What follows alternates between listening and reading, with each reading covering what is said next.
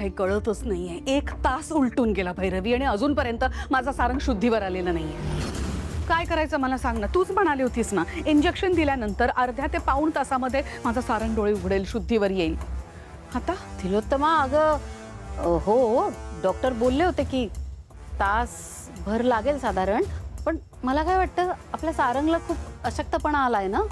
May be अशक्तपणामुळे त्या इंजेक्शनचा असर व्हायला वेळ लागत असेल. हो ना. वेळ किती वेळ आणखीन वाट बघायची आपण? हे बघ, तुला अगदी जर भीती वाटत असेल, आपण डॉक्टरांना विचारूया की तुम्ही सांगितलं होतं तासभरात शुद्ध येईल आणि अजून कशी आली नाही. मी डॉक्टरांना फोन करूनच विचारते. हां, लाव फोन. आई साहेब चहा आत्ता घ्या. हॅलो डॉक्टर, मी भैरवी वजे बोलतेय. आमच्या सारंगला अजून शुद्ध आली नाहीये डॉक्टर. का असं? अहो, तुम्ही म्हणाला होता ना तासाभरात शुद्ध येईल. हां, काय? भैरवीजी, बरं झालं तुम्ही डॉक्टरांना कॉल केलात. त्यांना विचारा ना पटकन, ते सारंगला जे इंजेक्शन दिलं ना त्याचं नाव काय, विचारा ना पटकन. काय? आता इंजेक्शनचं नाव कशाला विचारू? अहो म्हणजे सारंग सरांना 1 इंजेक्शन दिलं ना, पण त्यांना अजून शुद्ध नाही आली. कदाचित एखादा डोस पुन्हा द्यावा लागला तर मग आपण तेच इंजेक्शन मार्केटमधून मागवून घेऊया आणि आपल्या फॅमिली डॉक्टरला द्यायला सांगूया. विचारा ना. विचारते.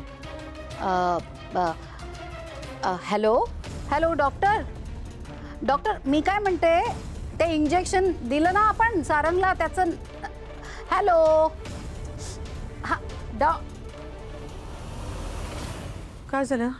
काय म्हणाले डॉक्टर? आणि फोन कसा काय अचानक बंद पडला? कोणाच ठाऊक, फोन कट झाला. मे बी नेटवर्कचा इश्यू असू शकतो. मला काय वाटतं तिलोत्तमा, इंजेक्शनचा असर होत नाहीये सारंगवर, याचा अर्थ त्या इंजेक्शनने त्याचं काम केलं नाहीये नीट. बहुतेक चूक झाली, चूक. खूप मोठी चूक झाली माझ्याकडून. तुझ्यावर आंधळा विश्वास ठेवला. तू मला सांगितलं होतंस ना डॉक्टर गॅरंटी देऊ शकतायत म्हणून. कुठे गेली त्यांची गॅरंटी आता? काय बोलतेस तिलोत्तमा? तुझ्यामुळे ना मी सावलीला सुद्धा सांगितलं, माझा सारंग आता बरा होणार आहे, तू माझ्या घरातून निघून जा. आता ती सुद्धा जाईल आणि सारंग सुद्धा बरा होणार नाही. माझ्या माणसांच्या समोर ना तोंडावर पाडलंस तू मला. आई साहेब, तुम्ही शांत व्हा ना, चिडू नका. भैरवीजी, तुम्ही पुन्हा करा ना डॉक्टरांना कॉल आणि विचारा इंजेक्शनचं नाव. नाही, फोन कशाला? त्यापेक्षा मी ना आता तिथं जाऊन हॉस्पिटलमध्ये जाऊनच डॉक्टरांना विचारते की असं कसं इतका वेळ झाला इंजेक्शन देऊन, त्याचा असर तर आतापर्यंत व्हायला हवा होता ना.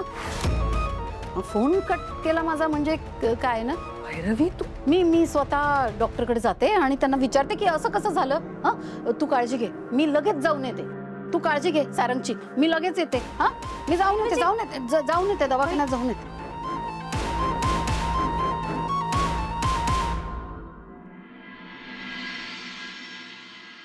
त्या भैरवीचा हा खरा चेहरा ना आई साहेबांना सुद्धा कळायलाच पाहिजे. आपण आई साहेबांना सांगूया का? काही गरज नाहीये. हिला का घेतलं आपण आपल्या प्लॅन मध्ये? ए बाई, तू तुझी बुद्धी वगैरे काय वापरायला जाऊ नकोस. आणि काय करणार का आपण? आईंना जरी हे सगळं जाऊन सांगितलं,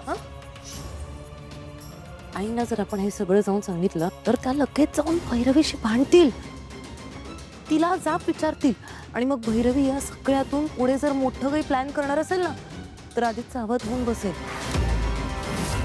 आणि मग आपल्याला भणक सुद्धा लागून देणार नाही पुढे काय घडणार आहे याची. अरे हो, हे माझ्या लक्षात कसं नाही आलं.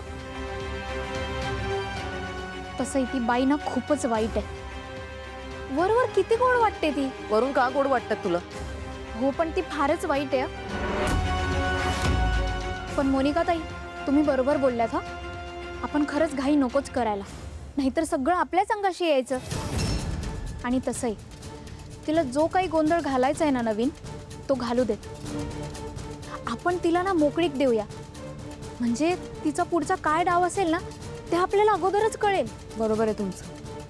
आणि हेही बरोबर आहे की आपल्याला घाई करून चालणार नाही. पण त्या डॉक्टरांनी जे इंजेक्शन आणलं होतं ते आपण बबलू दादांसोबत लॅबमध्ये पाठवलं ना, रिपोर्ट्स येतील तेव्हा कळेलच आपल्याला खाते पटवून. वहिनी बबलू दादा रिपोर्ट्स? हे काय रिपोर्ट आणले ना? सावली वहिनी, मोनिका वहिनी बरोबर बोलल्या. ए मी नेहमीच बरोबर बोलते. विषारी विषारी विषारी केमिकल आहे याच्यात.